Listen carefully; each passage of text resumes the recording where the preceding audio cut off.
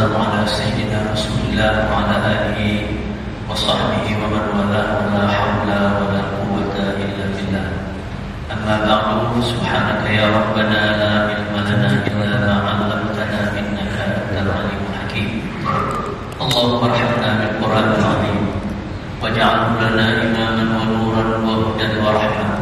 اللهم ذكرنا منه ما نسينا وعلمنا منه ما جهلنا وارزقنا تلاوته آناء الليل وأطراف النهار على الوجه الذي يرضيك عنا. اللهم اجعل القرآن حجة لنا لا حجة علينا يا رب العالمين. اللهم اجعل القرآن ربيع قلوبنا ونور صدورنا وجلاء أحزاننا وذهاب همومنا وغمومنا برحمتك يا أرحم الراحمين. اللهم اجعلنا من أهل القرآن الذين هم أهلك وخاصتك يا رب العالمين. اللهم اهدنا بهداية القرآن. اللهم أكرمنا بكرامة القرآن. اللهم زينا بزينة القرآن. اللهم أدخلنا الجنة بشفاعة القرآن. اللهم ارحم جميع أمة محمد صلى الله عليه وسلم بحرمة القرآن برحمتك يا أرحم الراحمين.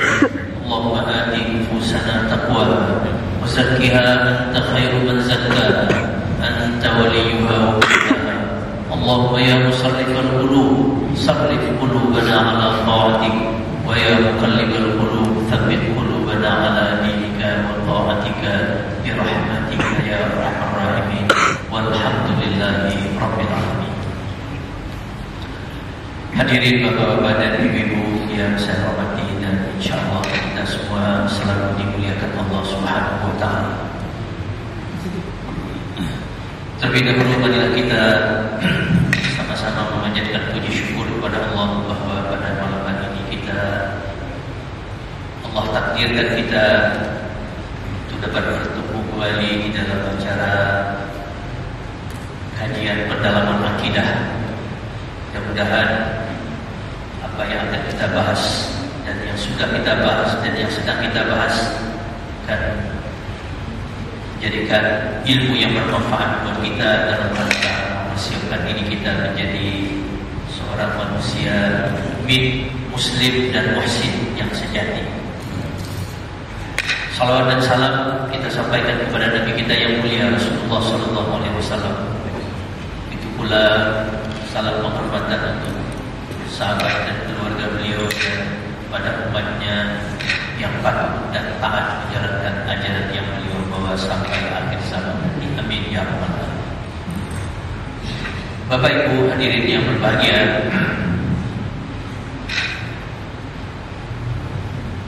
judul kajian kita adalah sekitar pendalaman akidah. Barangkali perlu juga kita segarkan kembali pemahaman kita tentang apa yang disebut dengan akidah. Walaupun ini sudah sebenarnya kita paparkan beberapa waktu yang lalu, nanti kita ulangi lagi untuk penyegaran, refreshing bagi kita. Apa yang disebut dengan akidah? Akidah itu terambil dari kata bahasa Arab aqada. Ada ain, ada qaf dan ada jar. Akad. Akad itu secara bahasa artinya adalah ikatan. Dari sinilah kemudian timbul istilah akdun nikah, ikatan pernikahan. Kemudian akdul bai', ikatan jual beli, dan ikatan transaksi-transaksi yang lain. Itu semuanya melalui akad atau uqud. Allah Subhanahu wa taala berfirman dalam surah Al-Maidah, "Aufu bil uqud." Penuhilah janji atau ikatan. Jadi janji yang terikat, nah itulah yang disebut dengan akidah. Adapun akidah itu secara istilah atau terminologi banyak pendapat yang dikemukakan oleh para ulama kita. Kita akan kutip 3 pendapat tentang rumusan apa yang disebut dengan akidah itu. Yang pertama, ada seorang ulama namanya Syekh Abu Bakar Al-Jazairi. Beliau ini orang Aljazair, sudah menjadi warga negara Saudi, pernah menjadi dosen tafsir kita, dan setelah pensiun jadi dosen, beliau menjadi pengajar tetap di Masjid Nabawi di Babu Salam. Kalau Bapak pernah ke Madinah di musim haji atau di musim umrah, dulu sebelum beliau meninggal itu ada kajian tafsirnya di belakang di Babu Salam, di pintu Babu Salam. Nah, beliau mengungkapkan bahwa yang disebut akidah itu adalah kebenaran yang terpatri dalam jiwa manusia berdasarkan akal, wahyu, dan fitrah.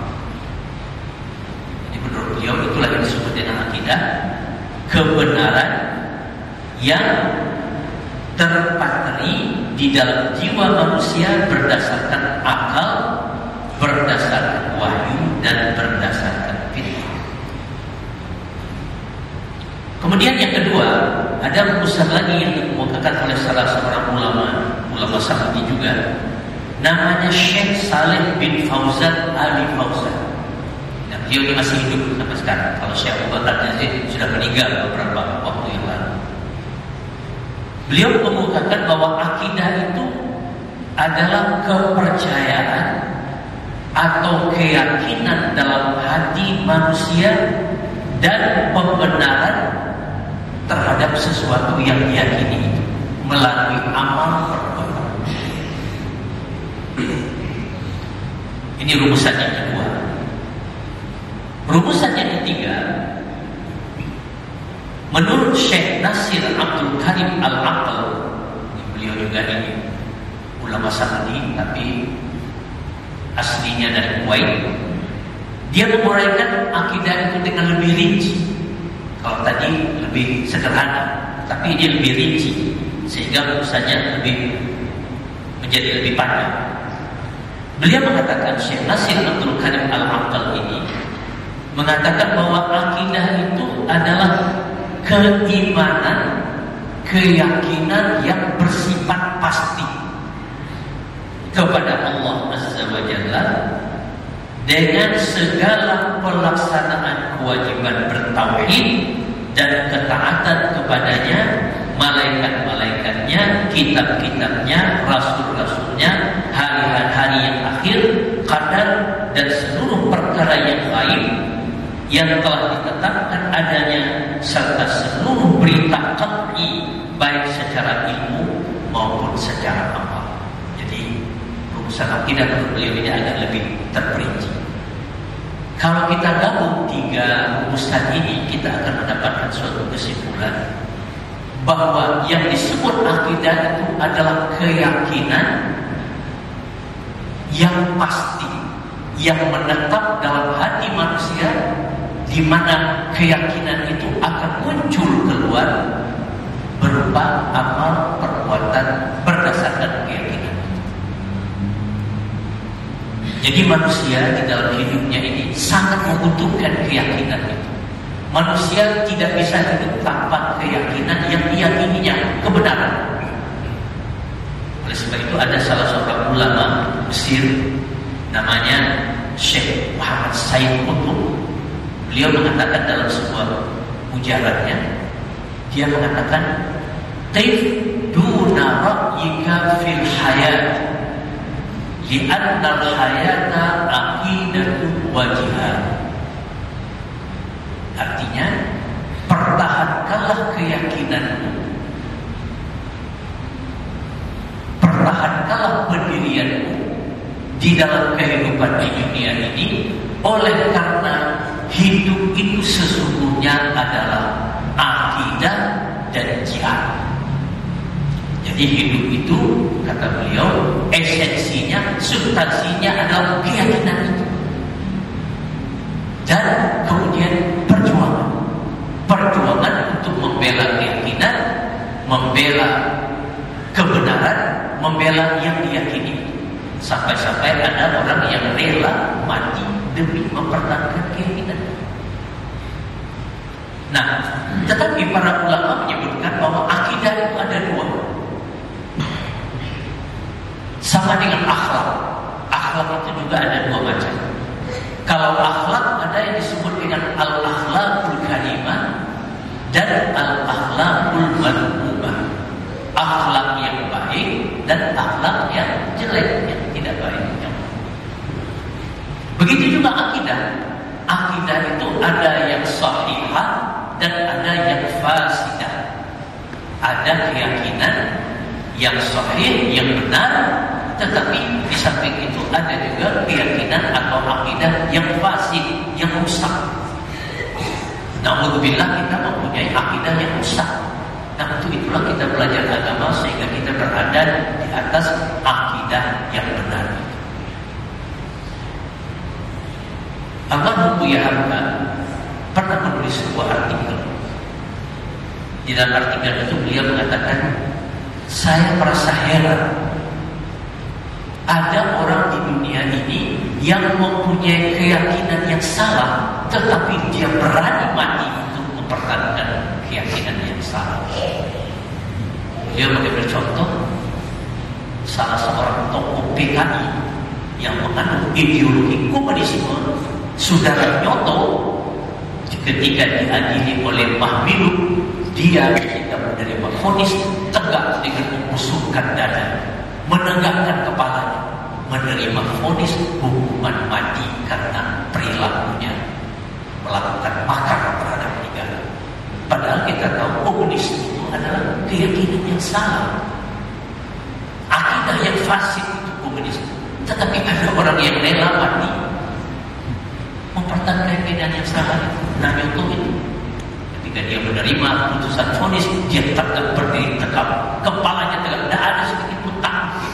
Makanya kata Buya, saya heran kalau ada orang yang mengandung ideologi Islam, dia takut menegakkan ideologi, takut mati, tidak mau membela keyakinan yang benar. Nah, ini apa yang diujarkan oleh Buya Hamka ini patut menjadi renungan kita. Kita, ideologi kita benar, akidah kita benar, kok kita tidak berani terang-terangan menegakkan akidah yang benar itu? Sementara ada orang yang akidahnya salah, tidak benar, fasid, tapi dia berani menegakkan dan menyuarakan akidahnya. Nah, kata Buya Hamka, saya terheran-heran melihat kejadian ini. Kenapa bisa terjadi seperti ini? Karena orang yang mempunyai keyakinan yang benar itu, dia belum sampai ke tingkat akidah yang mengikat diri, sehingga dia berani rela mati mempertahankan akidah. Saudara-saudara yang berbahagia, ada sebuah hadis ya, dari Nabi kita Muhammad SAW, masuk pada materi. Hadis dari Nabi kita Muhammad SAW ini pernah kita sampaikan di dalam kajian kita ini, tapi kita ulang saja menambah, memantapkan keyakinan kita. Hadis ini berasal dari Abu Sa'id Al-Khudri radhiyallahu anhu, di mana Rasulullah bersabda dalam hadis ini, an Abi Sa'id Al-Khudri radhiyallahu anhu anna Rasulullah sallallahu alaihi wasallam qala man radiya billahi rabban wa bil islami dinan wa bi Muhammadin nabiyyan wajabat lahu jannah. Rawahu Imam Muslim.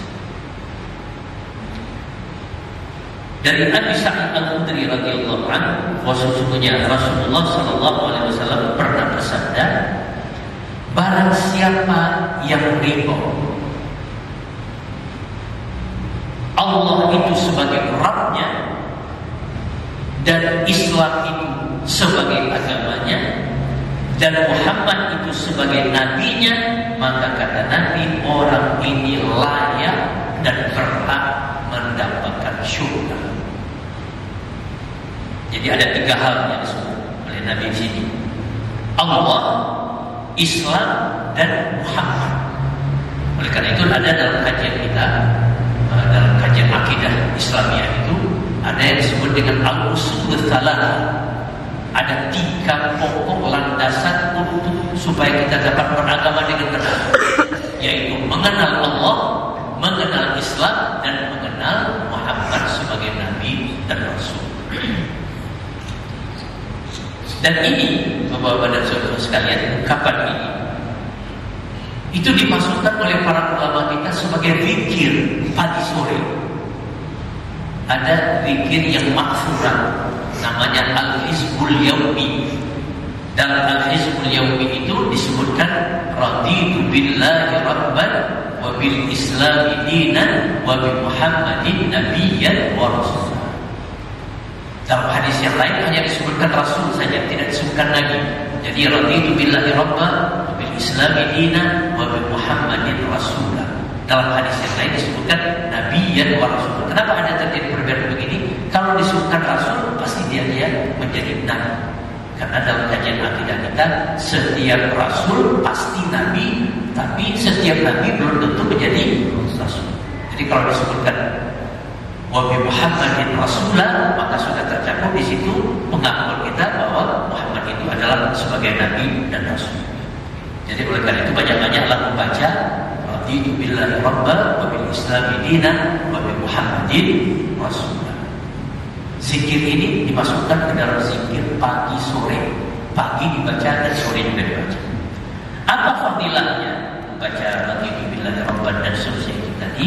Nah, ini ditopang oleh sebuah hadis yang diriwayatkan dari Sa'ad bin Abi Waqqas an Rasulillah sallallahu alaihi wasallam annahu qala man qala hina yasma'ul mu'adzin asyhadu an la ilaha illallah wahdahu la syarika lah wa anna Muhammadan abduhu wa rasuluhu raditu billahi rabban wa bil islam wa bi Muhammadin rasulan wa bil islam dinan ghufira lahu dhanbuhu. Dalam hadis ini dikatakan barang siapa yang mendengarkan muadzin dalam adzannya ketika dia membaca asyhadu an la ilaha illallah wa asyhadu anna Muhammadar rasulullah, kemudian dia mengatakan raditu billahi rabban wa bi Muhammadin rasulan wa bil islami dinan ghufira lahu dhanbuhu, Allah akan mengampuni dosa. Kan ada jawaban kita ketika mendengarkan azan. Ketika muadzin mengatakan Allahu Akbar, kita menjawabnya dengan apa? Allahu Akbar, Allahu Akbar. Kemudian asyhadu an la ilaha illallah, kemudian kita jawab asyhadu an la ilaha illallah. Kemudian asyhadu anna Muhammadar Rasulullah, kita jawab asyhadu anna Muhammadar Rasulullah. Nah, ditambah ketika mendengarkan asyhadu an la ilaha illallah dan asyhadu anna Muhammadar Rasulullah, kita menyebutkan raditu billahi rabban wa bil islami dinan wa bi Muhammadin rasulah. Nah, orang yang mengamalkan amal yang seperti ini, ghufira lahu dhanbuhu, Allah akan mengampuni segala dosanya. Ini hadis di dalam kitab Sahih Muslim. Ada lagi fadilah yang lain, yaitu dari sahabat yang namanya Thawban. An Thawbana qala Rasulullah sallallahu alaihi wasallam man qala hina yumsi wa fi riwayatin wa hina yusbih raditu billahi rabban wa bil islami dinan wa bi Muhammadin rasulan kana haqqan 'ala Allahi an yurdiyahu. Ini fadilah yang lain. Dari Thawban, dia berkata, nah Rasulullah sallallahu alaihi wasallam pernah bersabda, barang siapa yang mengucapkan ketika dia berada di sore hari, dan riwayat yang lain ketika dia berada di subuh, di pagi hari, jadi baik pagi ataupun sore, ucapannya raditu billahi rabban wa bil islami dinan wa bi Muhammadin rasulan, Nabi mengatakan kana haqqan 'ala Allahi an yurdiyah, dia layak untuk diridai oleh Allah Subhanahu wa taala. Allah berkenan untuk ridha kepada orang ini. Nah, para ulama mengatakan apalagi di dunia ini yang lebih tinggi daripada kita mengharapkan ridha dari Allah Subhanahu wa taala. Apabila seseorang sudah ridha kepada Allah dan Allah ridha kepadanya, itulah puncak daripada kehidupan seorang muslim yang harus digapainya di dalam kehidupan. Dalam surah Al-Baqarah disebutkan oleh Allah radhiyallahu anhu wa radu anhu. Allah ridha kepada kita, dan mereka pun ridha kepada Allah. Jadi ridha itu terjadi antara hamba dan Khalik, antara makhluk dengan Khalik. Dan disitulah puncak cita-cita daripada seorang Muslim, sehingga dengan demikian dia berhak mendapatkan syurga. Jadi Bapak dan Saudara sekalian, ada 3 hal di dalam hadis yang dibukakan tadi itu. Yang pertama, kita wajib untuk mengenal Allah itu siapa. Yang kedua, kita wajib memahami dan mengenali ajaran Islam itu seperti apa. Dan yang ketiga, kita wajib mengenal Nabi Muhammad SAW itu yang membawa Islam dari Allah Subhanahu Wa Taala siapa dia. Jadi Allah, Islam, dan Muhammad, 3 pokok landasan di dalam kita beragama kalau kita ingin mendapatkan ridha dari Allah Subhanahu Wa Taala. Mengenal Allah Subhanahu Wa Taala. Kenapa kita sebagai manusia harus kenal dengan Allah yang menciptakan?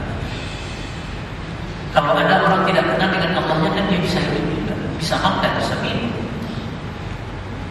bisa punya jabatan, bisa punya kekuasaan, bisa punya harta.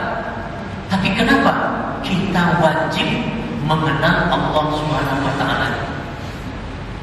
Disebutkan di dalam ilmu akidah kita bahwa Allah itu adalah zat yang wajib wujud, wajib adanya. Sedangkan selain Allah, kita makhluk ini itu tidak disebut dengan zat yang wajib wujud, tetapi zat yang mungkin wujud dan mungkin tidak wujud. Tapi kalau Allah itu zat yang wajib wujud, wajib adanya.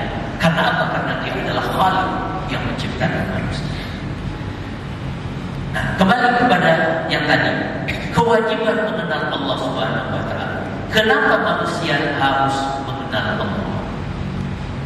Dalam surah Al-Hajj ayat 74, Allah menyebutkan ma qadarullaha haqqa qadrihi innallaha laqawiyyun aziz. Mereka, kata Allah, manusia itu tidak mengenal Allah dengan pengenalan yang benar.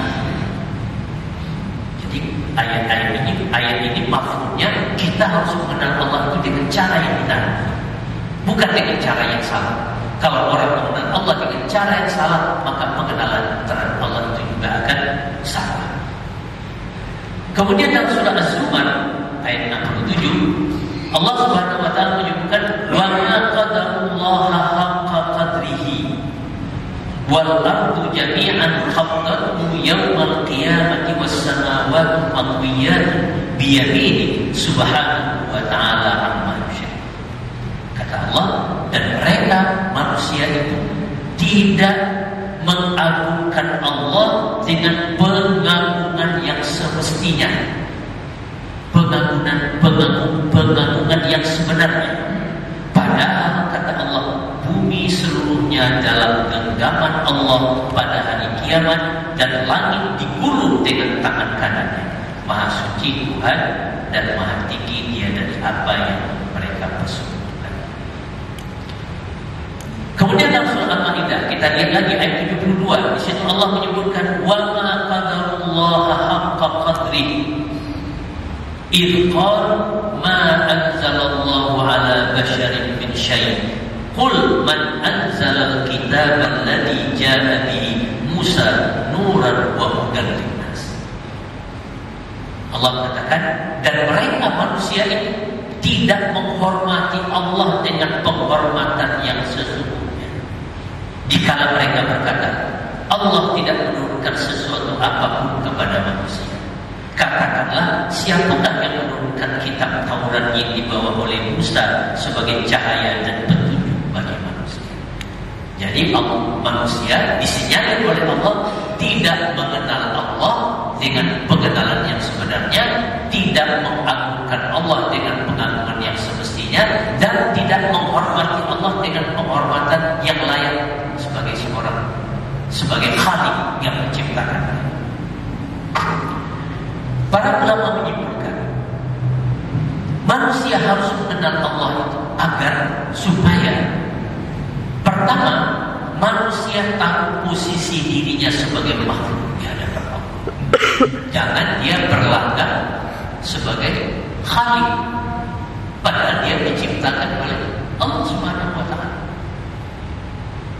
Jadi supaya manusia tahu membawa diri, memposisikan dirinya sebagai makhluk di hadapan Allah Sang Pencipta. Kemudian yang kedua, agar manusia tahu bagaimana caranya beribadah kepada Allah dengan benar. Oleh karena itu kita harus mengenal Allah. Mengenal Allah itu mengenal agama. Agama itu yang mengajarkan kalau Anda mau ibadah kepada Allah caranya seperti ini. Dan oleh manusia, walaupun dia mengaku ini Tuhannya, tapi dia mengarang-arang sendiri cara bagaimana beribadah kepada Allah yang diakuinya sebagai Tuhannya itu. Tidak boleh. Harus dengan cara yang benar yang ditunjukkan oleh Allah melalui para nabi. Yang ketiga, agar manusia mengikuti petunjuk Allah dan tidak menyia-nyiakan petunjuk tersebut dalam kehidupannya di dunia yang fana ini. Jadi dia mengenal Allah supaya dia bisa mengikuti petunjuk Allah itu dengan baik, sehingga dia bisa mengakhiri kehidupannya di dunia ini dalam keadaan mukmin, dalam keadaan muslim, dan dalam keadaan muhsin.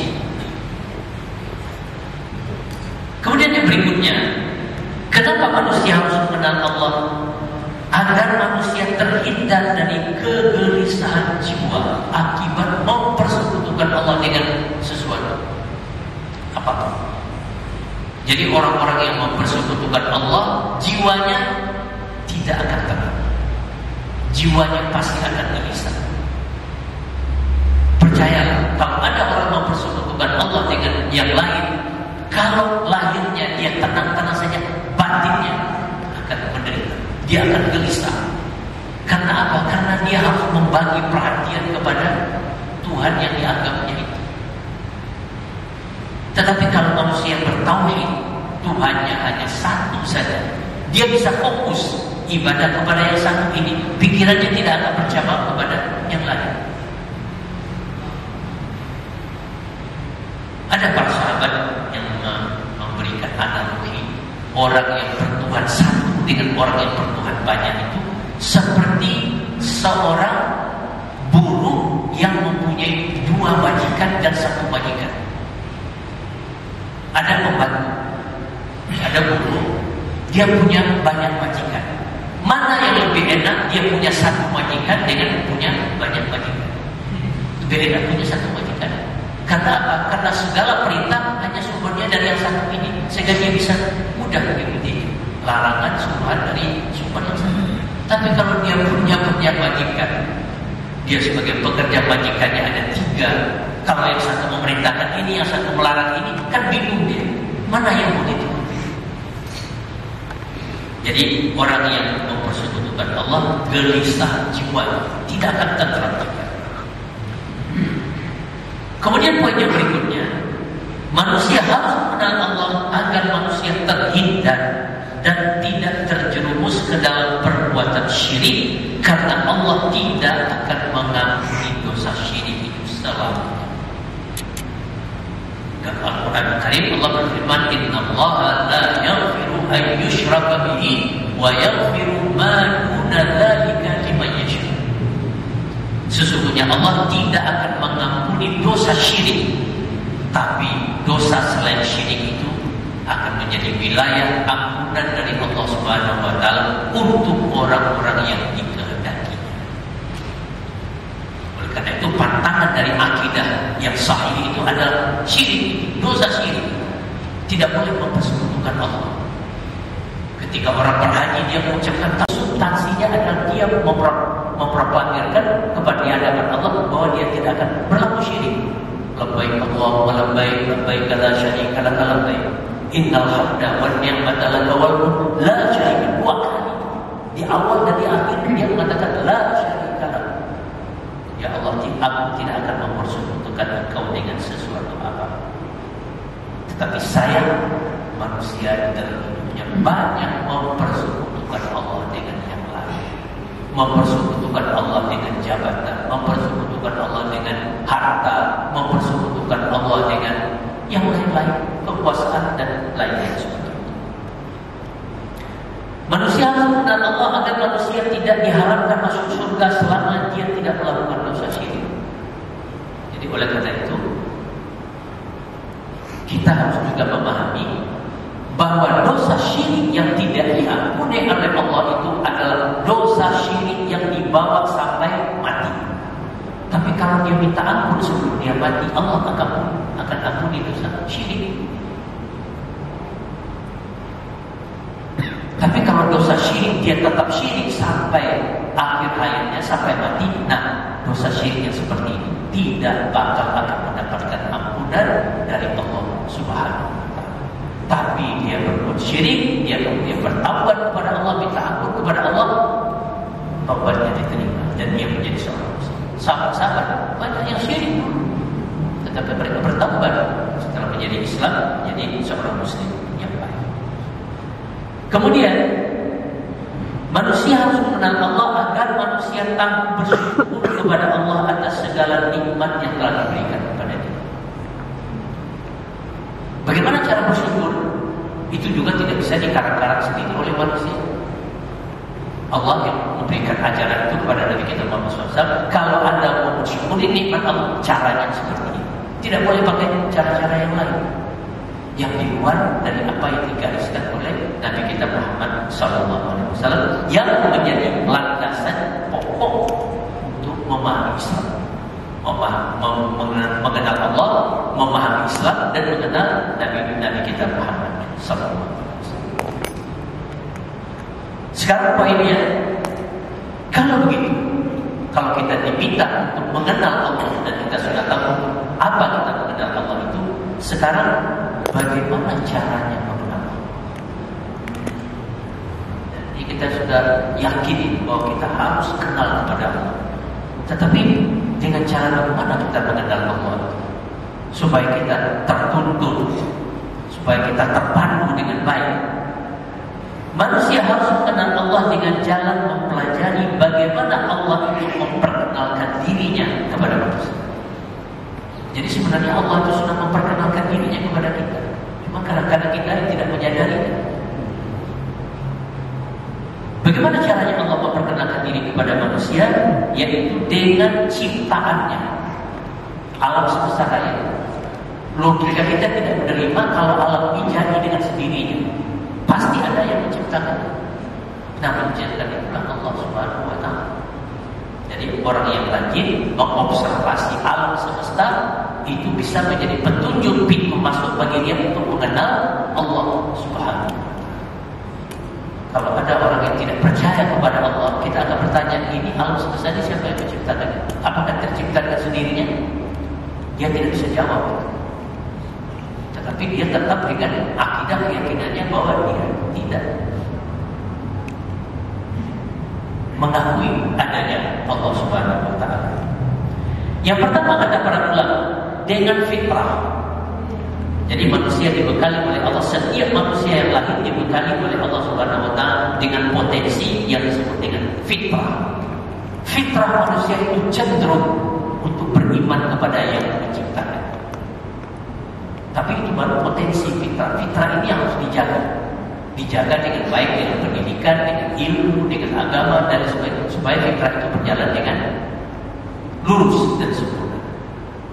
Tidak bisa kita hanya mengenal Allah itu dengan mengandalkan fitrah saja. Karena fitrah itu dia potensi. Dia akan berkembang. Tergantung perkembangannya nanti.